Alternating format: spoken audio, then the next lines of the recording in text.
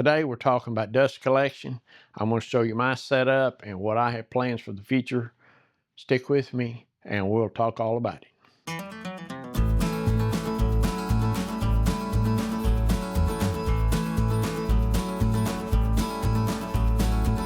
I had a viewer ask me to do a video on my dust collection system. So I just figure I'll spend a few minutes here and just it's kind of evolved as I needed. So I started out with the shop vac. Then I added the dust deputy. Really saves them filters. The bigger stuff gets caught up here and never makes it down there. You get some lighter stuff down there. You're not cleaning out the filters nowhere near as often. But a shop vac is a high pressure, low volume. Like my router table, that's what it takes. And also my, I'll put it up here if I need to do a lot of drill press, my CNC, my lathe, I'll run a hose over there and catch that dust as I'm sanding and whatnot.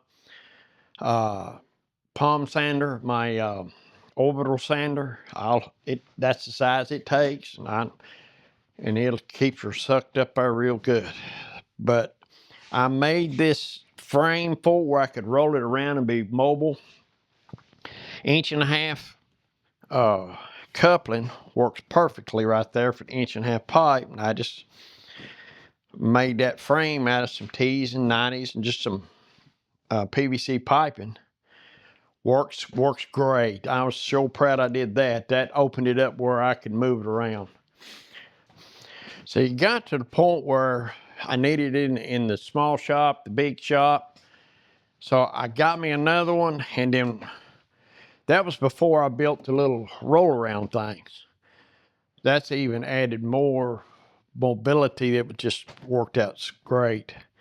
So I had one out here and one out in there. So sometimes I'll have to put both in there, but there's no problem now. I got it. Anytime you put your equipment on wheels, you're better off. But right here, it's high pressure, low volume on the sanders. And I got my radial arm saw where I just hook it right there. I got it plumbed into right there. I just hook it in right there and just for whatever I need right over here. Also, this is the one I use with my track saw. So on my high flow, low pressure, I run, there's a difference in it.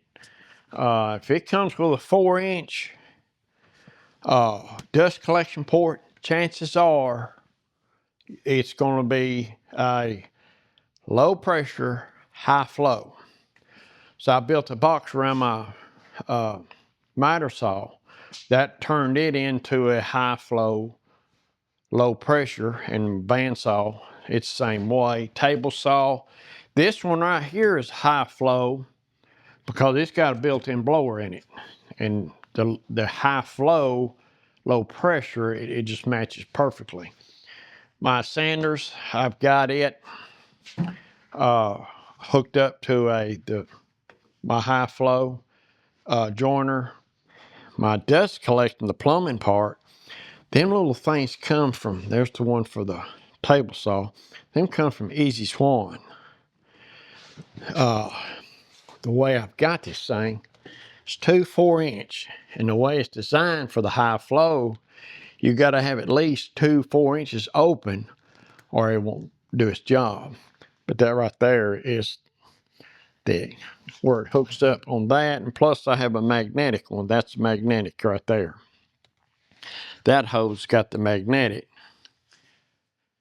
Over here I got one of each, what I call the IZZY Swan coupling, and that's a magnetic. I got that in Woodcraft.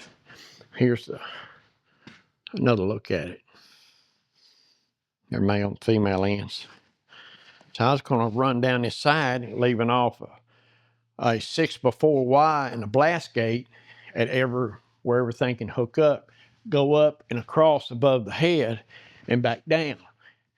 Now I can leave everything, just be a cluster right here. What I'd like to do is do something with this The air compressor's going out back. I may take it and put it over there, and I can put all this and everything be in a circle. The important thing is the workflow.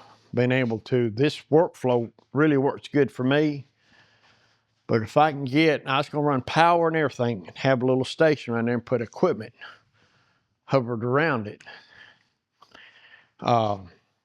There was a guy, I can't remember his name, many years ago. He was a computer programmer, and he programmed his switches where if he turned the table saw on, it turned the dust collector on, which opened the gate.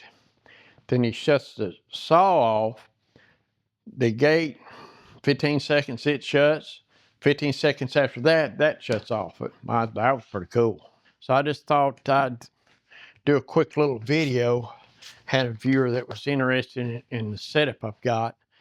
This, forgot to tell you out there, this right here, it comes with a fob. I can start and stop it right there. That makes it kind of handy. I also got, I can start and stop these other dust collectors, the little ones with the shop backs on them, with this right here. It can try, I got some with lights, all that kind of stuff makes it real handy. Well, if y'all see anything else that I had missed that you really want me to expound on, just all you gotta do is leave me a comment and I will sure do it. Not a problem. But I hope you learned something. There's a lot of videos out there. I got to looking around, and there's a lot of videos on dust collecting. A lot. So that's mine. It's kind of evolved as we went, and at some point I'll plumb that in, and if I do, I may do a shop tour and just put it in with that and all, you know. So, well, that's going to do me for this one. I appreciate you watching. Hope you learned something. Be safe, and I'll catch you on the next one.